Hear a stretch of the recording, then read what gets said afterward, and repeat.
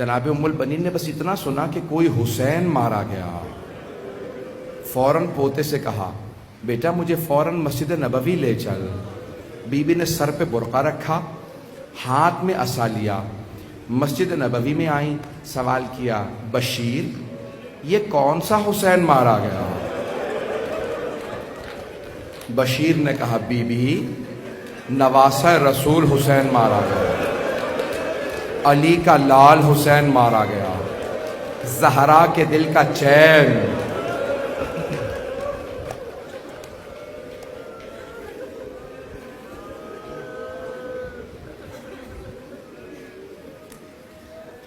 جناب ام البنین نے جب یہ جملے سنے نا تو فوراً پلٹ کے کہا بشیر میں کیسے مان لوں عباس کے ہوتے ہوئے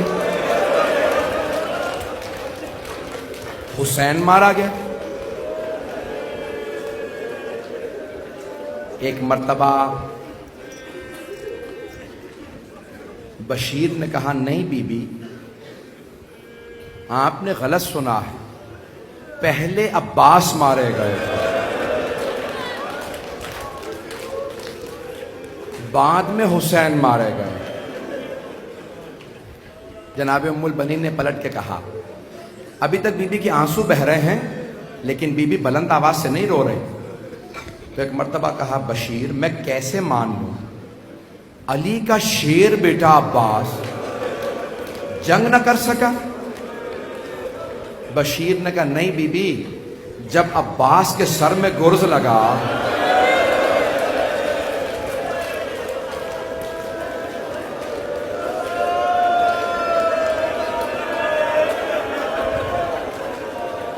عباس گھوڑے کی زین پہ سنبھل نہیں سکا۔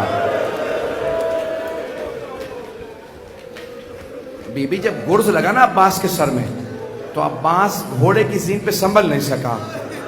اب تک جناب ام البنین صبر کر رہی تھی، اب جناب ام البنین سے رہا نہیں گیا، بی بی نے بلند آواز سے کہا بشیر تو عباس کو جانتا نہیں ہوگا، بشیر میں عباس کی ماں ہوں، بشیر میں نے خود اپنی آنکھوں سے دیکھا میرا عباس 2 انگلیوں سے گرز کو زمین پہ پھینکتا تھا، بشیر میں نہیں مان سکتی کہ عباس گرز کا وار نہیں روک سکا۔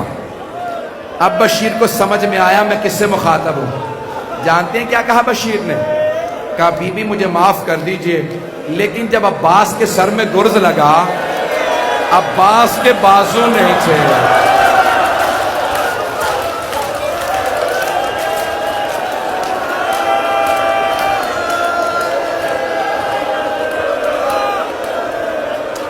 کہا بی بی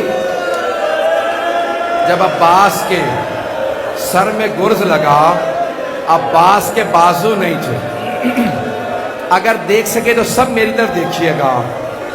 اب روایت کے الفاظ یہ ہیں کہ اب تک تو بی بی رو رہی تھی لیکن اب بی بی کے ہاتھ سے عصا گر گیا، بی بی زمین پہ بیٹھ گئی، ماتم کرتی جاتی تھی، کہتی جاتی تھی ہائے عباس ہائے عباس۔ بشیر نے ایک سوال کیا کہا بی بی کیا بات ہے آپ اتنا تڑپ کے کیوں رو رہے ہیں؟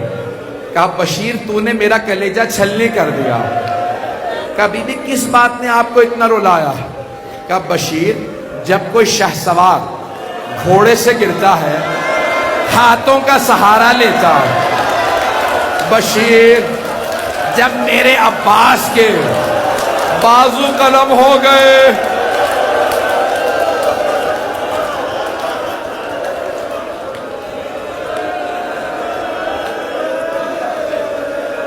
بشیر میں یہ سوچ کے رو رہی تھی کہ جب میرا بیٹا گھوڑے سے گرا ہوگا اس کے ہاتھ نہیں تھے، میں یہ سوچ رہی تھی اس کا چہرہ پہلے لگا ہوگا یا اس کا سینہ پہلے لگا ہو۔ بس سن کے میں زیادہ نہیں پڑھ پاؤں گا، میں کوشش کروں گا پوری شہادت پڑھوں۔